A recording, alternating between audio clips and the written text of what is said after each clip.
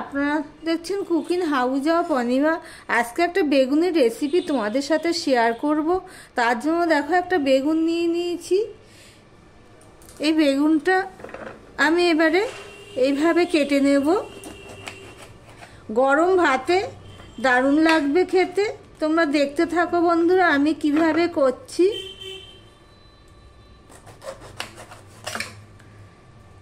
বেগুনটা আমি মাঝখান দিয়ে এইভাবে কেটে নিলাম।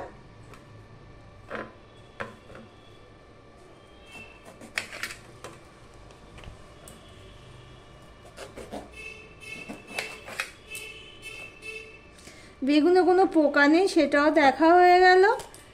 এর সাথে আমি দিয়ে দিচ্ছি একটা টমেটো। টমেটোটাকেও আমি এইভাবে কেটে নেব। আর দিয়ে দিচ্ছি একটা আলু। আলুটাকেও আমি এইভাবে পাতলা পাতলা করে কেটে নেব।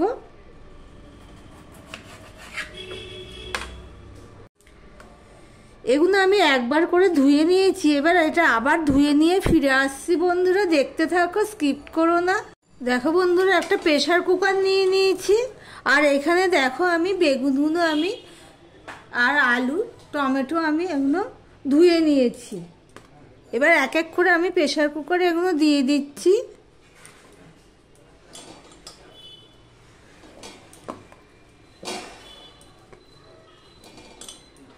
আর দিয়ে দিলাম একটা টমেটো।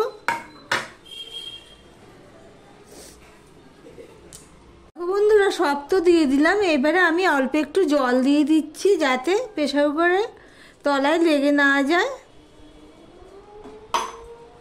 দিয়ে দিলাম একটা কাঁচা লঙ্কা। তোমরা যার যার স্বাদ অনুযায়ী দেবে, এটা আবার ঝাল আছে। আর দিয়ে দিলাম একটুখানি সর্ষের তেল।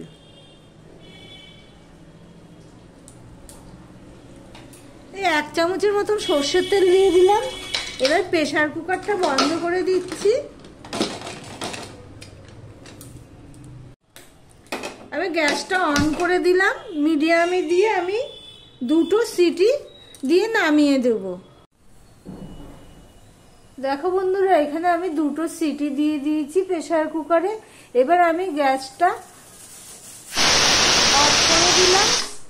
একটা প্লেট নিয়ে নিয়েছি। আর প্রেসার কুকারে দেখো সম্পূর্ণটা সিদ্ধ হয়ে গেছে। এবার আমি একে একে এগুলো সব তুলে নিচ্ছি। যেহেতু এখানে তেল দেওয়া আছে তাই জন্য স্বাদটা আরো বেড়ে যাবে।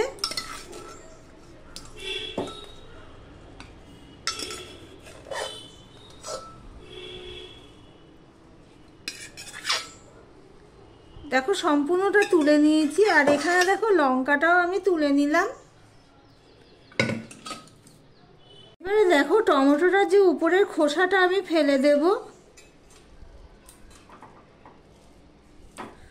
একটু গরম আছে, একটু ঠান্ডা করে নিয়ে তারপরে ফেললে সুবিধা হয়।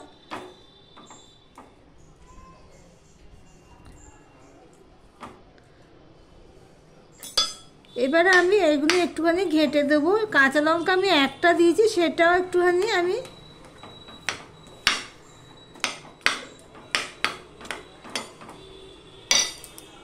দেখো বন্ধুরা এখানে একটা কড়াই বসিয়ে দিয়েছি। কড়াইটা গরম হয়ে গেলে আমি এখানে সর্ষের তেল দিয়ে দিচ্ছি। তেলটা আমার মাথায় রেখে দিতে হবে যেহেতু আমি সিদ্ধর সময় সর্ষের তেল দিয়েছি। আর এখানে দেখো একটা শুকনো লঙ্কাকে পুরো কুচি কুচি করে কেটে নিয়েছি। এবার এই লঙ্কাটা আমি দিয়ে দিচ্ছি। আর এখানে দেখো পেঁয়াজ কেটে নিয়েছি আর রসুন কেটে নিয়েছি।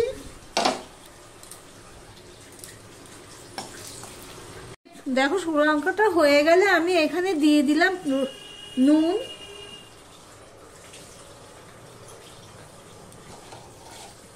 এবারে যে পেঁয়াজ আর রসুনটা নিয়েছি সেটা আমি দিয়ে দিলাম।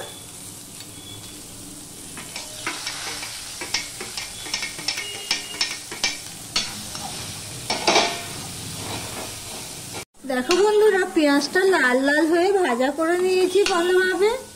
আর আমি লঙ্কাটা কুচি কুচি করে দিয়েছি, এই কারণে আমাকে আলাদাভাবে আর ওটাকে কুচি কুচি ভেজে দিয়ে হাতে চটকে নিতে হয় সেটা আর করতে হলো না। এবার আমি এখানে একটু হলুদ দিয়ে দিলাম।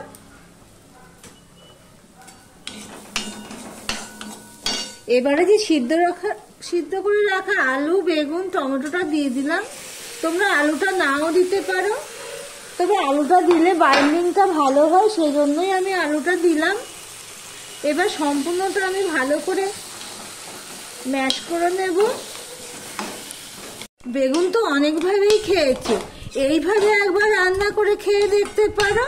গরম ভাতে জাস্ট জমে যাবে, রুটির সাথেও দারুণ লাগবে খেতে। পুড়িয়ে বেগুন ভর্তা করে ফেললাম, দেখতেই পেলে। এবার সবার শেষে আমি দিয়ে দিলাম একটুখানি সর্ষের তেল, আর দিয়ে দিলাম ধনেপাতা।